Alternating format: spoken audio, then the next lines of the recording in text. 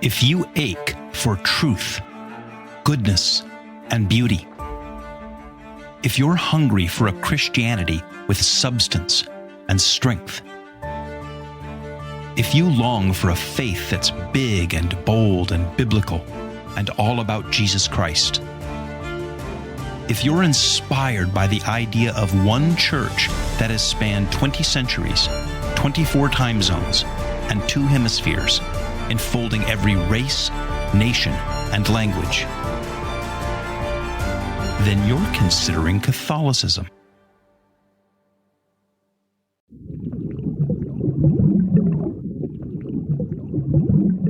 Considering Catholicism. Deep Dives.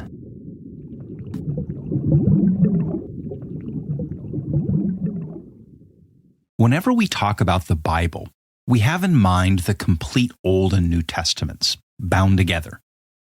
Now, the list of those books is called the canon, the biblical canon. For Protestants who insist that the written scriptures alone are the only source of Christian truth, that means 39 books in the Old Testament and 27 in the New Testament, for a total of 66 canonical books. Of course, the Catholic Old Testament preserves 7 books that were removed by the Protestants during the Reformation. And we'll discuss the differences between the Protestant and Catholic Old Testaments in a later installment in this series. As we experience them today, all of these books are organized by chapters and verses and tightly integrated, so that the verses in the Old Testament illumine verses in the New Testament and vice versa.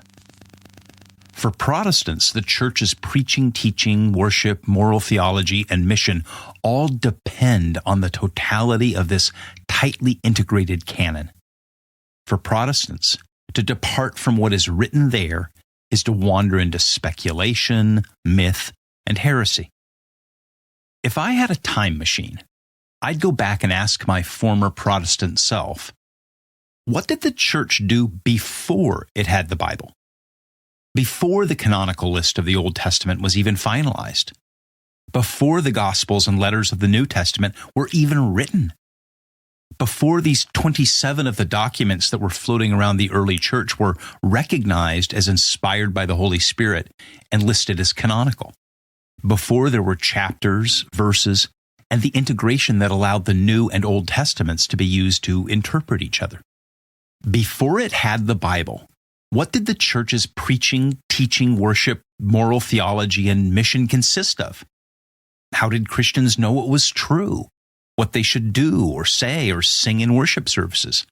How did they know what was right and wrong? Because there was a time when the Church lived without the Bible. For decades, 30, 40, 60 years or more, it lived without the Bible as we think of it. In fact, it not only lived, it thrived. It grew in numbers. It developed structures and systems and liturgies and devotional practices. It transformed lives and communities with a radical new moral code. It pushed to the ends of the earth, making new disciples, baptizing them, and establishing new churches. It's tempting to think of the early church in a sort of compressed timeline, like Jesus dies, rises, there's Pentecost, and then all of a sudden the apostles, especially St. Paul, are traveling around preaching and writing gospels and letters. But it didn't happen all of a sudden. To illustrate, let's take a look at a realistic timeline based on historical events and conservative biblical scholarship. The most conservative estimate for Jesus' crucifixion and resurrection is the year 33, AD 33. There's a lot of reasons for that, and I don't want to take the time to get into them now. But let's stick with that, 33. Now, after the resurrection, Jesus appeared to his disciples and others over a period of 40 days before ascending into heaven. And sometime during those 40 days, up in Galilee, Jesus gave the apostles the Great Commission, which is recorded in Matthew 28. Jesus came to them and said, quote, "All authority in heaven and on earth has been given to me. Therefore, go and make disciples of all nations, baptizing them in the name of the Father, and of the Son, and of the Holy Spirit, and teaching them to obey everything that I have commanded you. And surely I am with you always, to the very end of the age." Unquote. Notice what Jesus does and doesn't command them to do. He commands them to go into all nations and make disciples, baptizing those disciples and teaching them to obey everything that he has commanded the apostles. But notice that he doesn't tell them to go write a Bible. Nowhere in the Great Commission does Jesus say, "Go into all nations, making disciples, and then write a book, and then publish that book, and distribute that book so that everybody can read the book and come to know me." That's not what he says. He says, make disciples, baptize, and teach them everything that I have commanded you, meaning the apostles. Now remember that, because we're going to come back to it later. So 50 days after he ascends, it's still the year AD 33, comes Pentecost. The disciples are filled with the Holy Spirit, the first mass converts are made to the church, and really it becomes the establishment of the church filled with the Holy Spirit. In fact, this episode is being released on the Friday before Pentecost Sunday. The next really big event that would shape the future of the church and the New Testament was the conversion of Saul, who became known as Saint Paul. That occurred roughly 2 to 3 years after Pentecost, somewhere around 35 or 36 AD. After his conversion on the Damascus Road, according to his own writings in Galatians chapter 1, Paul spent 3 years in Arabia, studying, reflecting, and praying to better understand the Christian faith and be prepared to spread it.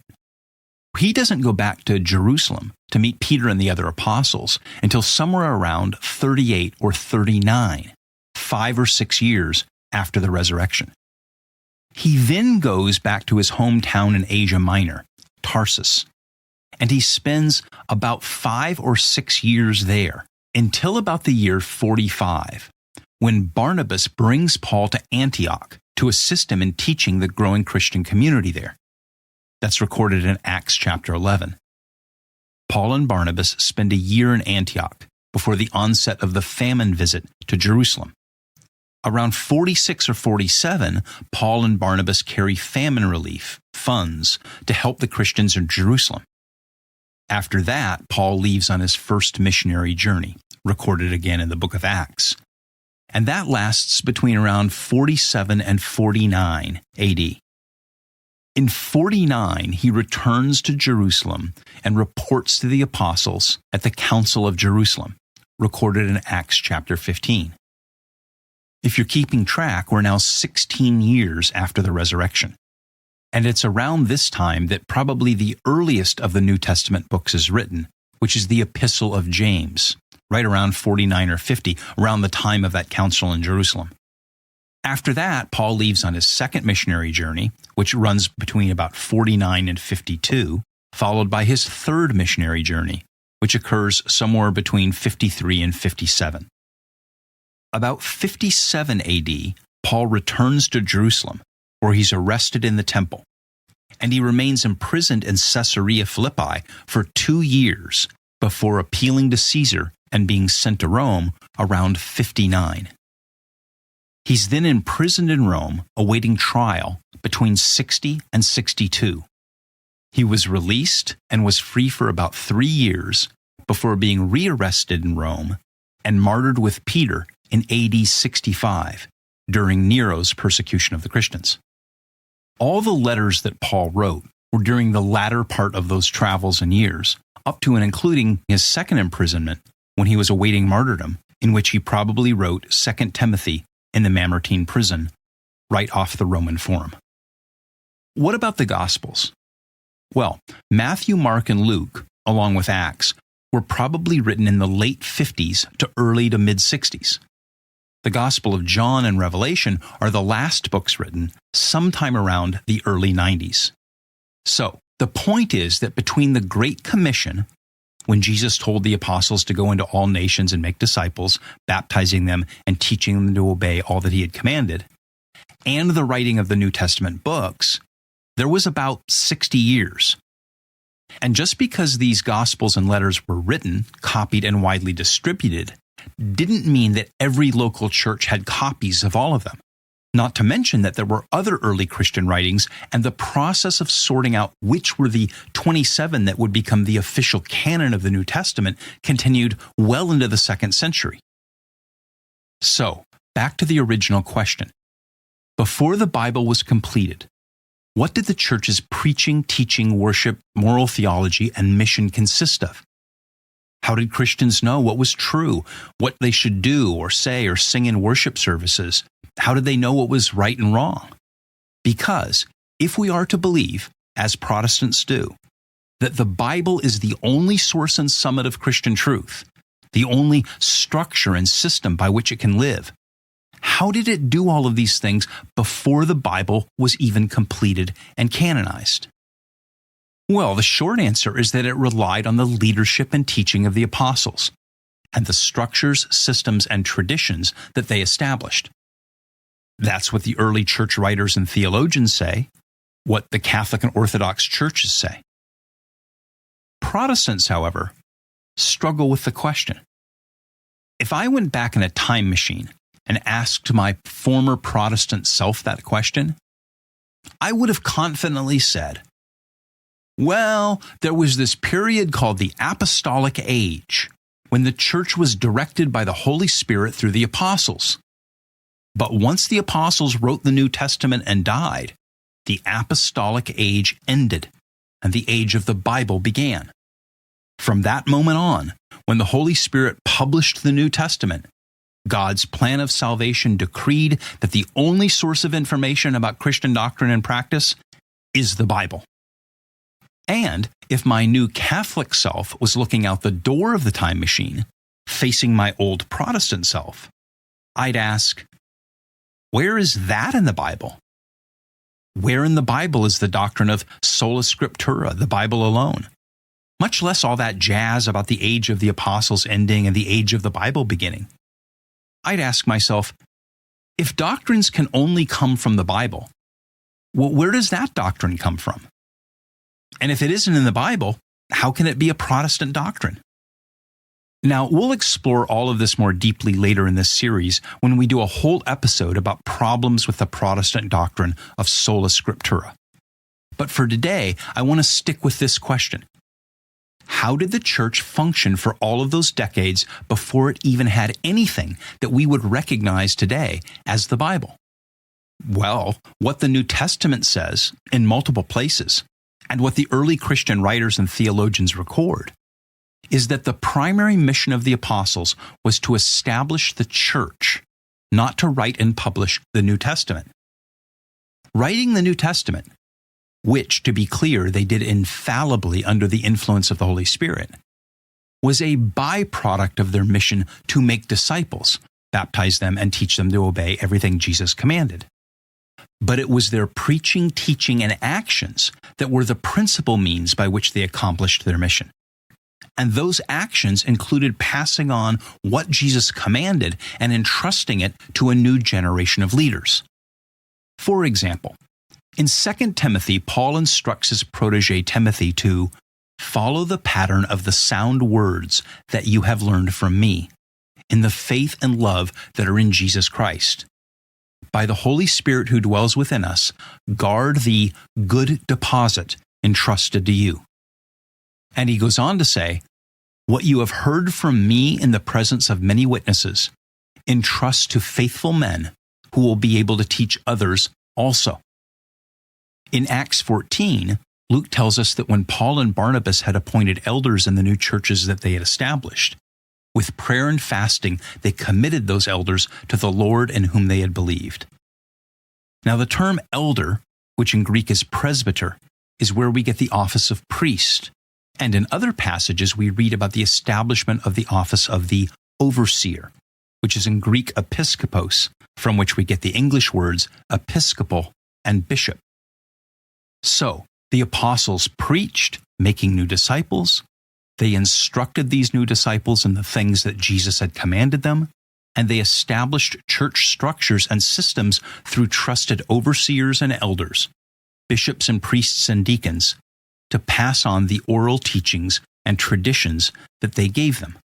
And when the New Testament Gospels and letters had been written and began to circulate, nothing in those Gospels and letters contradicted the teachings and traditions of the apostles, because both their teachings and their writings were inspired by the Holy Spirit. But now we get to the really interesting part. When the New Testament Gospels and letters began to be copied and circulated and eventually canonized, what happened to the teachings and traditions? Are we supposed to believe, as Protestants do, that the things the early church knew and did became, at that moment, invalid? As soon as there was a written New Testament, it canceled and shut down the teachings and traditions that were in place. And if that's what you think, then show me the passage in the New Testament that says, once a New Testament book has been assembled, forget everything that you learned and did. Toss all that out and rely only on the written book. Show me that passage. It's okay, I'm waiting. Oh, you can't, because it isn't there. The truth is that the teachings, traditions, and writings of the apostles were all inspired by the Holy Spirit, and together they comprise something that the church calls the deposit of faith. It integrates the legacy and writings of the apostles into the living knowledge and universal practices of the church. To understand this deposit of faith, we must understand the relationship between the sacred scriptures and sacred tradition. And that will be the topic of our next installment in this deep dive into Catholicism and the Bible.